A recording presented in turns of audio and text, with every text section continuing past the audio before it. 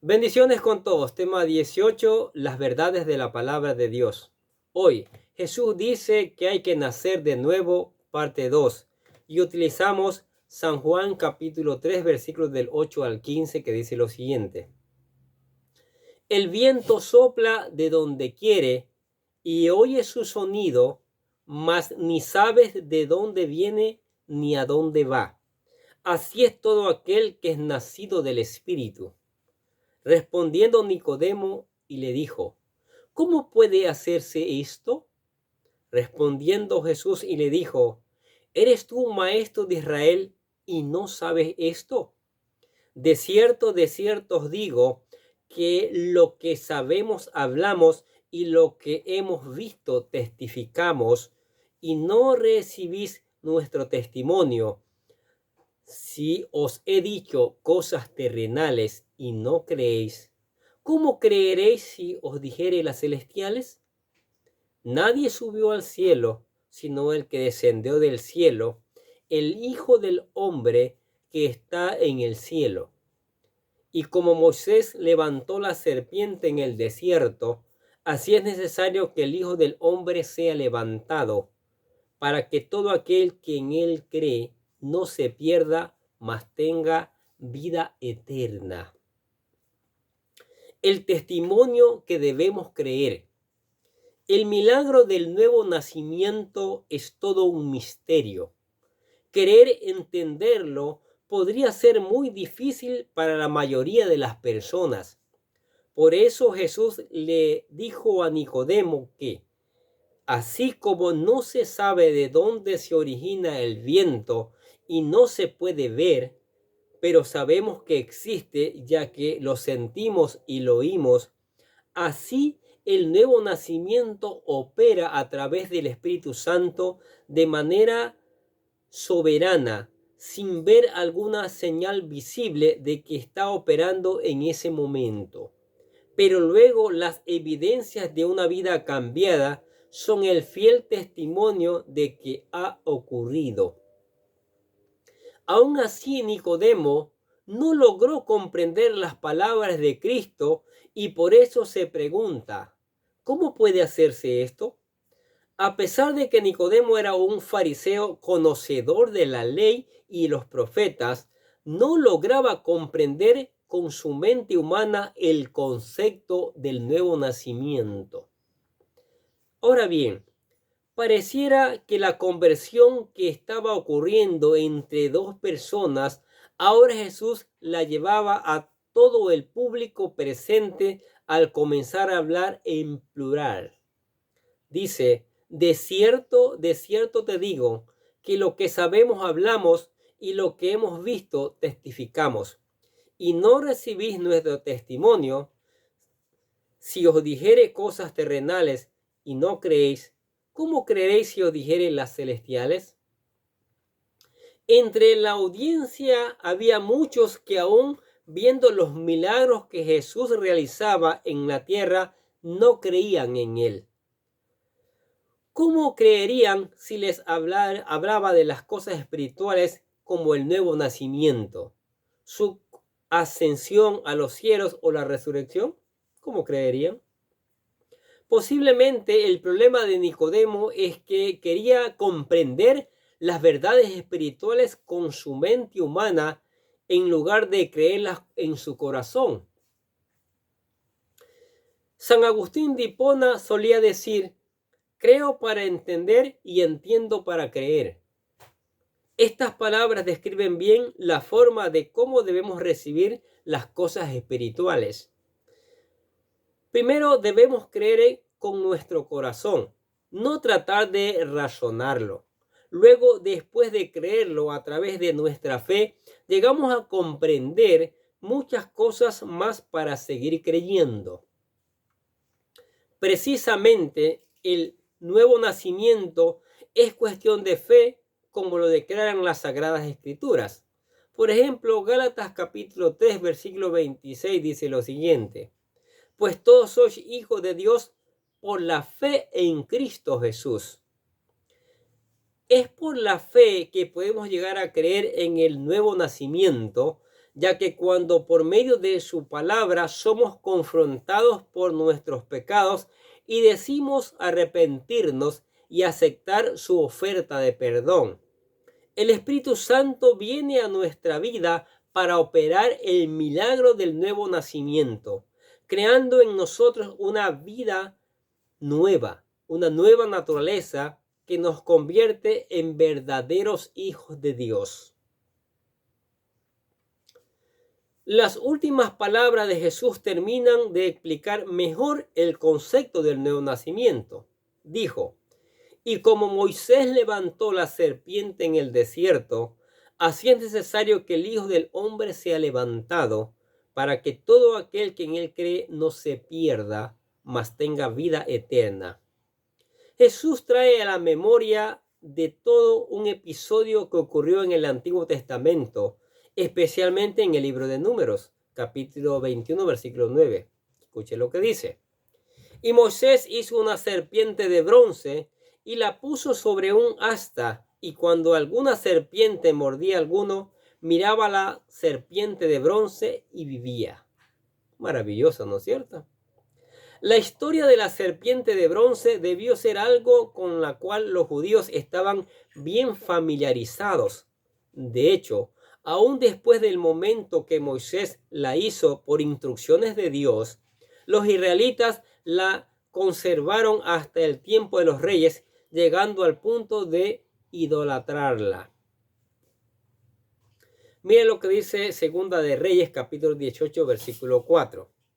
Y el tercer año de Oseas, hijo de Ela, rey de Israel, comenzó a reinar Ezequías, hijo de Acaz, rey de Judá. Él quitó los lugares altos y quebró las imágenes y cortó los símbolos de acera e hizo pedazo la serpiente de bronce que había hecho Moisés, porque hasta entonces le quemaban incienso los hijos de Israel, y la llamó Neustán. Fue por la rebeldía de Israel en el desierto que Dios les envió serpientes que las mordían, así el pueblo estaba pereciendo.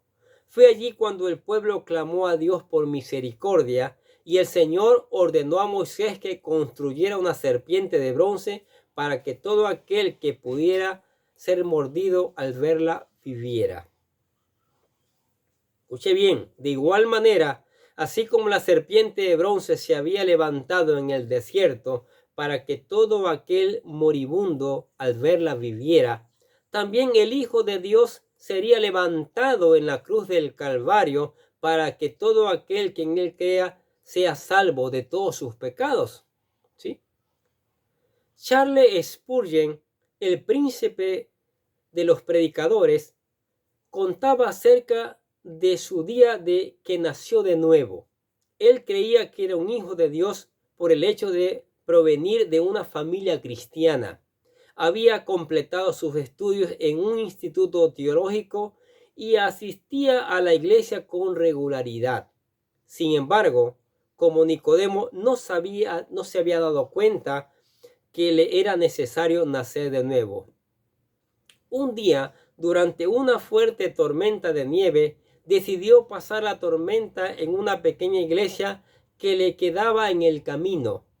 Al entrar en ella se dio cuenta que solo había unos cuantos miembros reunidos y el pastor de la congregación no había podido llegar debido a la fuerte tormenta. Spurgeon decidió solo observar a los ojos y vio como entre ellos escogieron a un hombre para que les predicara. Se trataba de un humilde zapatero que difícilmente podía preparar un buen sermón y entregarlo como un gran orador, como tal vez lo hubiera hecho el joven seminarista Spurgeon.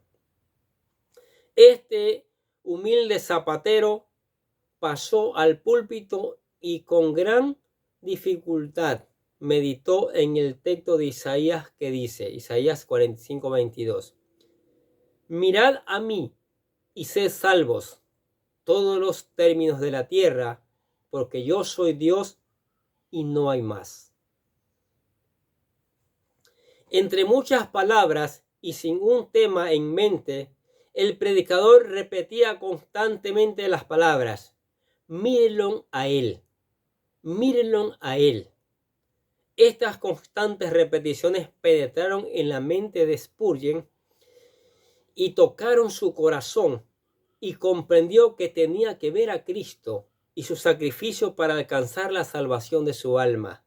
Desde entonces, su vida fue diferente. Lo que este modo moribundo necesitaba es ver a Cristo con fe y recibir el milagro de su nacimiento. Mire lo importante de ponerle asunto a estos dos videos, la parte 1 y la parte 2, ¿sí?